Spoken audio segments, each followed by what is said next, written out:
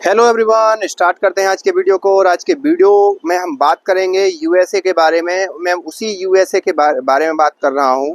जिस यूएसए ने ईरान के अगेंस्ट इजराइल के साथ युद्ध तो बड़ी गर्मजोशी से किया था, लेकिन जब देखा कि जो ईरान है वो पूरे आप सोचो कि पूरी की पूरी लीडरशिप के तबाह होने के बाद भी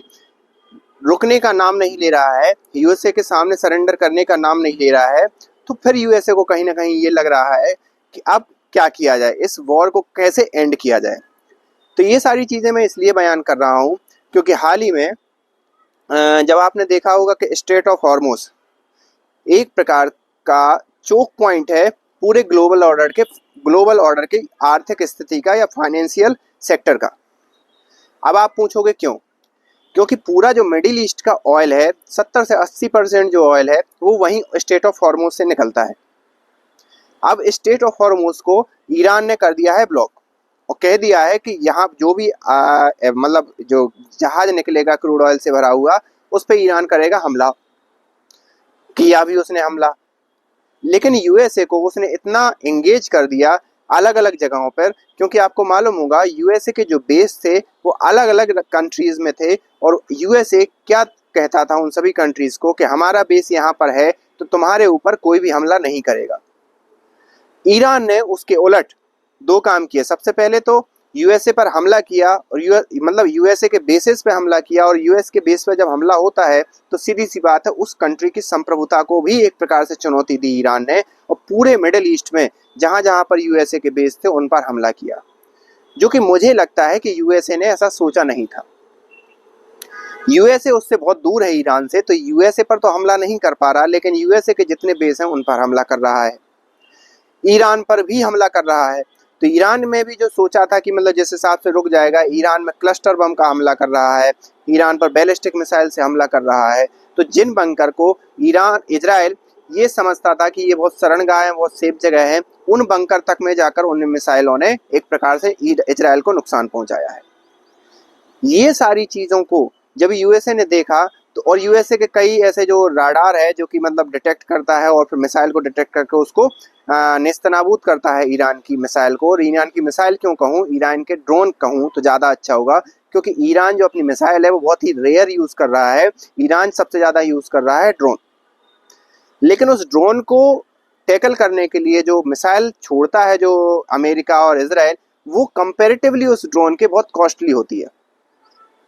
तो ये तो हो गया आर्थिक परिदृश्य, लेकिन जैसे ये चीज़ कंटिन्यूसली होती रही तो सीधी सी बात है, जब आप इस प्रकार की वॉर में कंटिन्यू उलझते हो तो आप ये नहीं अज्यूम करते कि आप एक साथ ही आपने पूरे मिडिल ईस्ट पे अलग अलग जगहों पे ईरान को डील कर लोगे, एक ही साथ आप इजराइल को भी बचा लोगे, एक ही साथ आप यूक्रेन में भी युद्ध कर लोगे, एक ही साथ आप कई जगह एंगेज नहीं हो सकते। और अमेरिका के साथ वर्तमान में स्थिति यही है कि वो एक साथ कई जगह एंगेज है, और स्ट्रेट ऑफ हॉर्मुज को एक प्रकार से उस चोक पॉइंट को खाली कराना अमेरिका के लिए परेशानी का सबब बन रहा है। और इसीलिए अमेरिका के राष्ट्रपति ने सभी देशों से गुजारिश क्या की है, एक प्रकार से कहा है कि सभी देशों को सामने आना चाहिए ईरान के अगेंस्ट स्ट्रेट ऑफ हॉर्मुज को मुक्त कराने के लिए, क्योंकि स्ट्रेट ऑफ हॉर्मुज के कारण सभी देशों को नुकसान भुगतना पड़ रहा है। इसमें न केवल उसने फ्रांस से मदद मांगी, यूके से भी मदद मांगी। ये वही यूके है जिसमें यूके ने पहले मदद करने में थोड़ा डिले किया, तो ट्रंप ने कहा कि अब तो हम युद्ध जीत रहे हैं, अब हमें तुम्हारी मदद की कोई आवश्यकता नहीं है। उसी यूके से फिर से ट्रंप एक प्रकार से मदद मांग रहे हैं। फ्रांस ने साफ मना कर दिया है, जापान ने भी साफ मना कर दिया है, और साथ ही साथ यहाँ पर चले जाओ तो ऑस्ट्रेलिया ने भी साफ मना कर दिया है, जर्मनी ने भी साफ मना कर दिया है। रही बात भारत की, तो भारत के जो टैंकर हैं वो ईरान अलाउ कर रहा है, और 2-3 जहाज जो है ईरान ने स्ट्रेट ऑफ हॉर्मुज से पार करवा दिए। तो ट्रंप के जो ऑफिशियल हैं, जो उनके बहुत करीबी हैं, उनका कहना है कि ईरान के साथ भारत की कोई डील हो चुकी है। साथ ही साथ ईरान के अगर इस प्रकार के बयान देखें तो ईरान कह रहा है कि अब अमेरिका उससे चीन से भीख मांग रहा है, और साथ ही साथ एक जो अमेरिका का अम्ब्रेला था उसमें भी कई प्रकार के होल निकल कर सामने आ गए हैं। बात भी सही है, अमेरिका पूरी मिडिल ईस्ट कंट्रीज़ को ये बोल कर रखता था कि हमारा बेस होने से तुम पर कोई हमला नहीं करेगा, और उसका परिणाम ये होगा कि तुम्हारी सुरक्षा बनी रहेगी। लेकिन आज की डेट में पूरा मिडिल ईस्ट वॉर के अंदर है और पूरे मिडिल ईस्ट का जो ऑयल है वो भी खतरे में पड़ा हुआ है। अब जो यूएई की जो एक बहुत अच्छी रेपुटेशन बनाई थी यूएई ने दुबई को लेकर और कई और सी जगहों को लेकर, उस पर भी ईरान की मिसाइलों ने एक प्रकार से बहुत बड़ा डेंट लगाया है। और ये ना केवल यूएई और उनकी संप्रभुता को चुनौती दी जा रही है बल्कि अमेरिका को भी चुनौती दी जा रही है। अब अमेरिका इस चीज़ को कैसे निपटता है ये तो देखना होगा, लेकिन हाल फिलहाल में अमेरिका के राष्ट्रपति के द्वारा इस प्रकार के दिए जाने वाले बयान ये दिखाते हैं कि अमेरिका कहीं ना कहीं उस वॉर में, उस युद्ध में फंस गया है।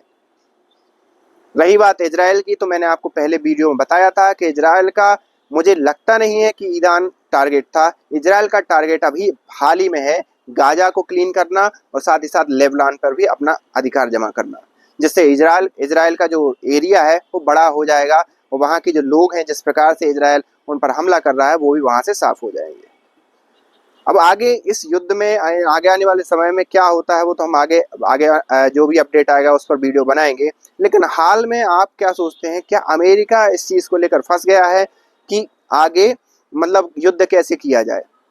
क्योंकि ये युद्ध या कोई भी प्रकार का युद्ध हो, किसी हर एक राष्ट्र पर एक फाइनेंशियल बर्डन लेकर आता है जो कि अमेरिका को भी फील करना पड़ेगा। और चाइना जो बीच में है वो अपना गेम खेल रहा है, वो कह रहा है ईरान से डील करने का कि अगर कोई लोग, कोई व्यक्ति या कोई राष्ट्र उसमें युआन के अंदर अगर डील करते हैं तो सीधी सी बात है ईरान वहां से उन जहाज़ों को निकालने दे, तो ये डायरेक्टली डॉलर को चुनौती है। तो आगे आने वाले समय में बहुत अलग अलग घटनाक्रम होंगे, आगे आने वाला समय बताएगा कि क्या है। लेकिन आप हाल में क्या सोचते हैं आप हमें कमेंट करके बता सकते हैं। मिलते हैं नेक्स्ट वीडियो में, तब तक के लिए थैंक यू।